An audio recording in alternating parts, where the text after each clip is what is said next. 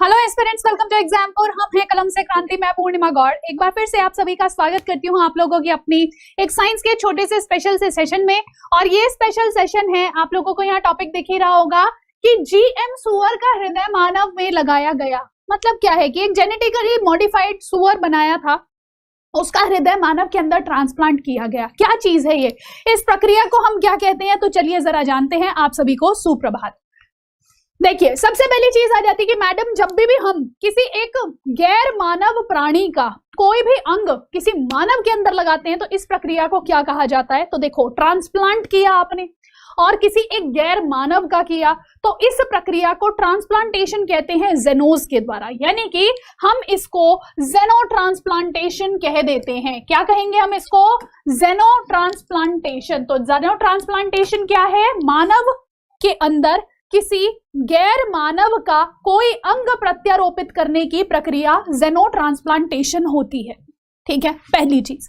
दूसरी बात आ जाती है क्या कि ये जो कॉन्सेप्ट है जेनो ट्रांसप्लांटेशन का, मैम ये कब सुनने में आया था? एक्चुअल में 1 शताब्दी से ये चीज करने की कोशिश करी जा रही है, लेकिन उस टाइम पे ना ये चीज क्यों आई? तो बेसिकली क्या होता था कि ना लोगों का एक अंग जैसे निकाल के किसी एक मानव में से दूसरे में लगाना, उस समय पे ना ये बहुत अच्छा नहीं माना जाता था। काफी ज्यादा इसके ऊपर वाद विवाद होते थे, काफी कंट्रोवर्शियल था ये। ठीक है, तो इस वजह से उस समय सोचा गया क्यों ना हम किसी एक गैर मानव का किसी मानव के अंदर क्या लगा दें, कोई अंग लगा दें। ठीक है, ऐसी हमें कुछ बातें सुनने को शुरू में मिलती हैं। 1 शताब्दी पूर्व हमें ये चीजें देखने को मिलती हैं, लगभग 100 साल पहले। लेकिन उस समय ना ये चीजें सक्सेसफुल नहीं हुई। ठीक है, उस समय ये सब चीजें सक्सेसफुल नहीं हुई। क्यों नहीं हुई? सोचो, आपसे मैं एक सवाल पूछूं कि किसी एक इंसान का ब्लड ग्रुप है ए और उसको मैंने बी ब्लड ग्रुप का रक्त दे दिया, तो वहां पे इंसान के शरीर में रक्त के थक्के जमने शुरू हो जाते हैं। मतलब जो है वो जो एग्लूटिनेशन शुरू हो जाता है रक्त का। क्यों होता है? क्या रीजन है? तो असल में एंटीबॉडीज जनरेट हो जाती हैं। ठीक है ना, और यही जो प्रतिरक्षी बॉडीज होती हैं, एंटीबॉडीज होती हैं, यही इस प्रक्रिया में भी उन मानवों के शरीर में बाहर आ गई। ठीक है, जिसकी वजह से उन्होंने उन अंगों को रिजेक्ट करना शुरू कर दिया। कहते नहीं, देश में कोई आतंकवादी घुस आया है। ठीक है, तो उस समय ये चीजें हमारी सक्सेसफुल नहीं हुई। फिर उसके बाद दोबारा से जब ये चीजें सक्सेसफुल नहीं हुई, तो उसके बाद अब फिर से 1960 के समय के आसपास दोबारा से लोगों के दिमाग में फितूर आया, क्यों ना।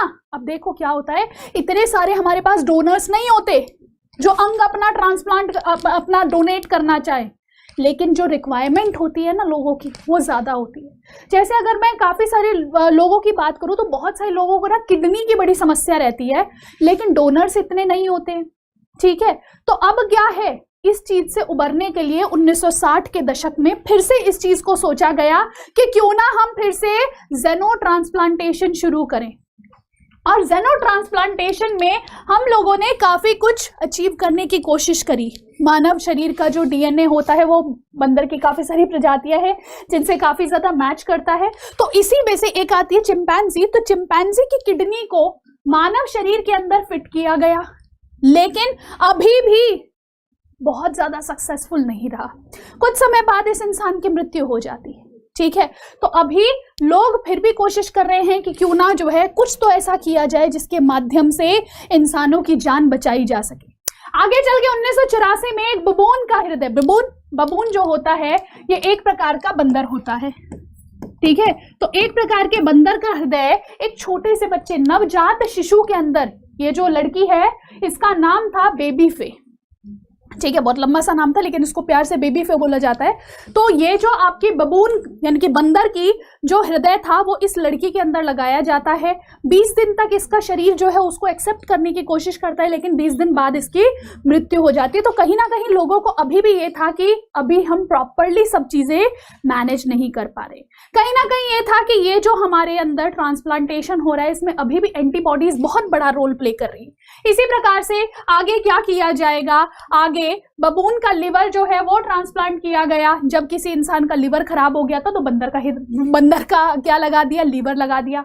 इसके अलावा पोर्सिन के आइलेट सेल्स, पोर्सिन बोले तो जो सुअर होता है उसका क्या कर दिया जाए, उसका आइलेट्स ऑफ लैंगरहैंस, याद है ना, पैनक्रियाज के अंदर, अग्नाशय के अंदर जो आपके आइलेट्स होते हैं इनको ट्रांसप्लांट किया गया। तो थोड़े थोड़े से ऐसी चीजें कोशिश करी जा रही हैं और नई नई रिसर्चेस करी जा रही हैं ताकि आगे चल के मानव की रक्षा करी जा सके।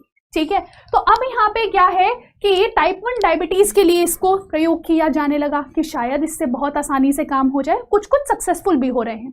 कई बार लोगों की स्किन जल जाती है, ठीक है, तो लेकिन अब स्किन को इतना ज्यादा कि भैया हमारे पास इतनी तो स्किन नहीं है ना कि हम पूरी की पूरी रिकवर कर पाए, तो वहां पे सुअर की स्किन को जो है ग्राफ्ट करने लगे उन जली हुई स्किन के ऊपर।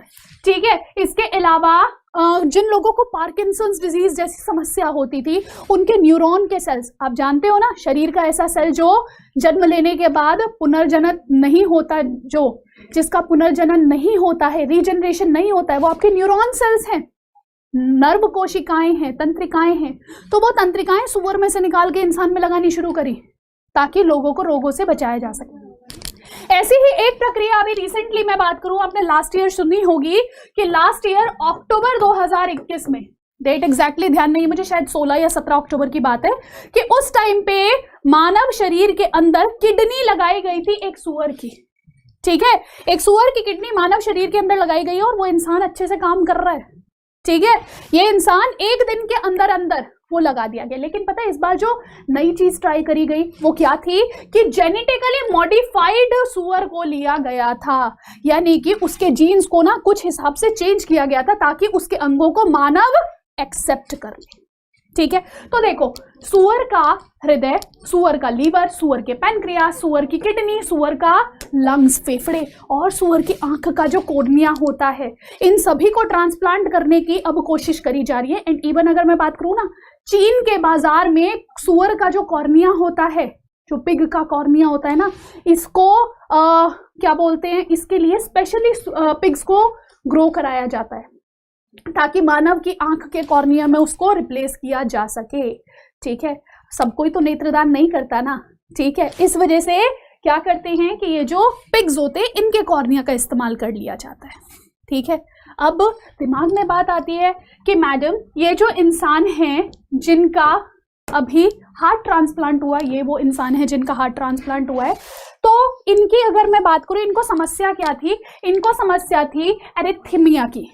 ठीक है, अब ये एरिथमिया क्या है? तो देखो, अरिदम, क्या देखो, अरिदम। अरिदम का मतलब इनका जो हृदय है ना वो ढंग से उसके अंदर रिदम नहीं थी, वो ढंग से उसके अंदर मैनेज, मतलब जो आवाजें थी ना, जो उसका रिदम होता है, जो धड़कन है, वो एक रिदम में नहीं चल रही थी। ठीक है, तो इस समस्या को हम कहते हैं अरिदमिया। ये किस कारण से होता है? क्या मैम ये पेसमेकर के कारण होता है? नहीं, पेसमेकर तो रिप्लेस कर सकते हैं हम, आर्टिफिशियल पेसमेकर डाल सकते हैं SAN, लेकिन ये जो अरिदमिया है ये हार्ट की मसल्स के कारण होता है कि आपके हार्ट की मसल्स या हार्ट के टिश्यूज इतने कंपैटिबल नहीं है। ठीक है, कि वो एक प्रॉपर सिंक्रोनाइजेशन में एक प्रॉपर तरीके से धड़क सके। कभी वो बहुत ज्यादा तेज धड़कने लगते हैं या फिर किसी के अंदर वो बहुत धीमे धड़कने लगते हैं। ठीक है, इस समस्या को हम अरिदमिया कहते हैं और ये जो इंसान हैं इनके अंदर भी यही समस्या थी। अब इनको ये समस्या इतनी ज्यादा बढ़ गई कि इनका जो हृदय है ना वो प्रॉपर ब्लड का सर्कुलेशन नहीं कर पा रहा था, मतलब पंपिंग नहीं कर पा रहा था, तो सारे अंगों को ऑक्सीजन ढंग से नहीं मिल रहा है। तो क्या करेंगे, उनको एक जो है हार्ट लंग बाईपास मशीन पे डाल दिया गया कि कम से कम भैया जब तक इंसान जीवित है तब तक तो जो है उसका बढ़िया से चलता रहे ना सारा काम। तो उनको ECMO मशीन पे लगा दिया गया जिसको एक्स्ट्रा कॉर्पोरल मेम्ब्रेन ऑक्सीजनेशन की मशीन कहते हैं, ताकि वो जीवित रह सके। अब देखा गया क्या इनकी ऐसी कंडीशन है कि जो इनको किसी और इंसान का हार्ट लगा दिया जाए? देखा गया ऐसी पॉसिबिलिटी नहीं है इनके पास। तो क्या किया गया, तो जब ऐसी पॉसिबिलिटी नहीं थी इनके पास तो अब डॉक्टर्स ने सोचा कि अब क्या करें। इनसे पूछा गया कि भाई देखो आपके पास डू और डाई की कंडीशन है, या तो हम आपके अंदर ये पिग का हार्ट लगा दें या फिर जो है भाई आप ऐसे ही जियो जितने टाइम ये मशीन आपको जिंदा रख सकती है उतने आप रहोगे।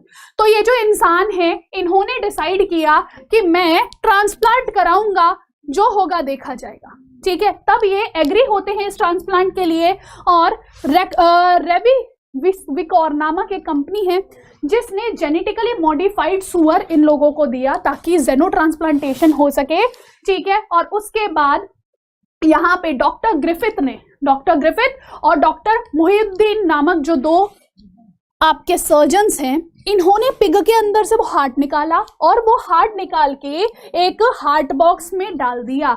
ये पिग से हार्ट निकाल के एक हार्ट बॉक्स में डाला जहां पे परफ्यूजन हो रही थी, ऑक्सीजन यहाँ पे अवेलेबल थी, ठीक है। इसमें ऑक्सीजनेटेड ब्लड यहाँ पे डाला गया ताकि क्या हो सके, आपका हृदय वहां पे जिंदा रह सके। आपको पता है ना, हार्ट की जो मसल्स होती है उनको भी ऑक्सीजन की आवश्यकता होती है, ठीक है। तो यहाँ पे परफ्यूजन चैम्बर में डाला गया जो लगभग 8 डिग्री सेल्सियस के आसपास रखा जाता है, ठीक है।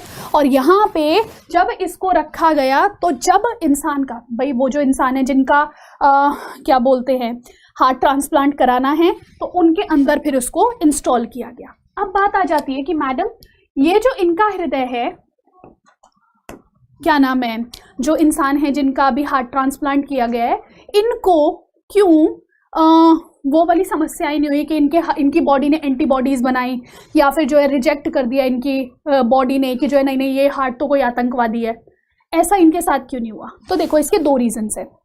पहला रीजन ये है कि जो यहाँ पे इंसान है उनको जिस पिग का हार्ट लगाया गया है वो है जीएम बोले तो जेनेटिकली मॉडिफाइड, मतलब उसके अंदर 10 जीन्स को हमने मॉडिफाई किया है। पहली तो क्या 3 जीन वो मॉडिफाई कर दिए जो जिसकी वजह से, जैसे वो जो सुअर के अंदर जो 3 जीन है जिसकी वजह से वो मानव शरीर उसको एक्सेप्ट नहीं करेगा, पहले वो निकाले। फिर उसके साथ साथ वहां पे क्या किया कि 6 ऐसे जीन्स जो हैं जो मानव के लिए जरूरी थे ताकि मानव उसको रिसीव कर सके, वो उसके अंदर डाल दिए, ठीक है। और साथ साथ एक एक्स्ट्रा जीन और वहां पे ऐड किया गया था ताकि जो पिग का टिश्यू है, ताकि जो पिग का हार्ट टिश्यू है वो वहां पे जाके बहुत ज्यादा ग्रो ना कर जाए। कहीं पता चला इतना सा हृदय यहाँ पे लगना चाहिए मुट्ठी के बराबर सा, और वहां पे क्या हो जाए कि बहुत बड़ा सा लंग्स को पार करने लगे, ठीक है। तो इस चीज के लिए वहां पे इस पिग के अंदर 10 जीन्स का चेंज किया गया। एक तो तरीका ये हो गया कि पहला इन्होंने यहाँ पे ये आउटपुट, ये अपना तरीका अपनाया जिससे जो है अब मानव का शरीर इसके खिलाफ क्या नहीं करेगा, सायरन नहीं बजाएगा कि भैया देश के अंदर कोई आतंकवादी आ गया। दूसरी चीज इसके अलावा यहाँ पे इन लोगों ने एक नई दवा का उपयोग किया जो यहाँ पे एंटीबॉडीज को दबाने का काम कर रही है, मतलब उन एंटीबॉडीज को शांत करा रही है, कह रही है ऑल इज वेल, ठीक है। क्या कह रही है, ऑल इज वेल कह रही है। तो यहाँ पे फॉरेन ऑर्गन को रिजेक्ट करने वाली जो एंटीबॉडीज बन रही थी उनको सप्रेस करने वाली एक दवा दे दी। इन 2 तरीकों के माध्यम से वो जो इंसान है वो आज प्रॉपरली अपने हार्ट को एक्सेप्ट करवा पाया अपने शरीर के अंदर, ठीक है। बात समझ रहे हो इस चीज को? तो अब यहाँ पे बात आ जाती है कि आई थिंक सो आपको ये समझ में आ गया होगा। अब बात आ जाती है मैम क्या ये जो प्रक्रिया है ये क्या हर समय अवेलेबल है? मान लीजिए आज मैम आपका हृदय खराब हो जाता है तो क्या आप चाहें तो आज ही डॉक्टर्स के पास जाके अपने हृदय के अंदर ये ट्रांसप्लांटेशन करा सकते हैं, किसी भी अन्य जीव का हृदय अपने अंदर लगवा सकते हैं? आप कहोगे नहीं मैम, एक्चुअल में यहाँ पे मेरे शरीर में भी अगर ट्रांसप्लांटेशन करना है तो भी, और जिस अन्य जीव का ट्रांसप्लांटेशन हृदय में करना है उन दोनों में ही काफ़ी सारे आपको चीज़ें डेवलप करानी पड़ेगी। वो जो जेनेटिकली मॉडिफाइड ऑर्गेनिज्म है उसको प्रॉपरली उस हिसाब का बनाना पड़ेगा, ठीक है। और साथ साथ मेरे शरीर के अंदर भी कुछ ऐसी मेडिकेशंस करी जाएंगी ताकि वो एंटीबॉडीज ना बनाए, ठीक है। तो इस वजह से ये एनी टाइम अवेलेबल वाला आपका कॉन्सेप्ट नहीं है। तो आई जस्ट होप सो आपको ये समझ में आई होगी। इवन अगर मैं बात करूँ तो हमारी जो हिंदू माइथोलॉजी होती है उसके अंदर भी आपने कहीं ना कहीं सुना होगा कि कुछ ऐसे ट्रांसप्लांटेशंस हैं, जैसे आपने गणेश जी के बारे में सुना था, है ना। इसके अलावा एक अज भी थे। क्या आप लोगों को पता है अज कौन थे? अगर पता है नीचे कॉमेंट सेक्शन में बताना। साथ साथ में आप लोगों को हृदय अतालता यानी कि अरिथमिया के बारे में बता देती हूँ, यानी कि अरिथमिया के बारे में बता देती हूँ। इसमें इरेगुलर हार्ट बीट होती है, यानी कि अनियमित दिल की धड़कन होती है, जिसमें आपका हृदय को इलेक्ट्रिकल सिग्नल्स प्रॉपरली नहीं मिलते हैं, जिसकी वजह से वो ढंग से कार्य नहीं कर पाता, ढंग से उसकी बीट्स नहीं बनती है, ठीक है। हृदय की जो गति वो ध्वनि होती है ना, लबडब लबडब, ठीक है, वो ढंग से नहीं आ पाती है। ठीक है, अच्छा दूसरी चीज क्या कि इसकी वजह से दो प्रकार की समस्याएं हो जाती हैं। एक होती है टैकीकार्डिया। टैकीकार्डिया में आपका हृदय बहुत तेज धड़क रहा है, ठीक है, बहुत तेज, ऐसे धक धक धक धक, जो आपकी आवाज सुनते हो ना, लब डब लब डब डब, तो बहुत तेज हो रही है, यानी कि लगभग 100 बीट्स पर मिनट से ज्यादा हो जाती है। ठीक है, और दूसरा क्या होता है, अगर वो बहुत स्लो हो तो उसको हम ब्रेडिकार्डिया कहते हैं। ब्रेडिकार्डिया में आपकी 40 बीट्स पर मिनट से भी कम हो जाती हैं।